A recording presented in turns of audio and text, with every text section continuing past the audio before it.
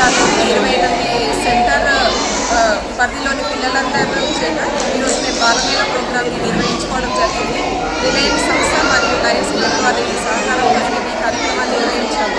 ఈ కార్యక్రమం యొక్క ముఖ్య ఉద్దేశం పిల్లలలో కూడా మేము అంగన్వాడీలో పూర్వప్రాథమిక విద్యను అందిస్తూ ఏ విధంగా విద్య అనేది పిల్లల అభివృద్ధికి సమగ్ర వికాసానికి తోడ్పడుతుంది అనేది మేము తల్లిదండ్రులందరికీ తెలియజేయడానికి ఈ ప్రోగ్రామ్ నిర్వహించడం జరిగింది.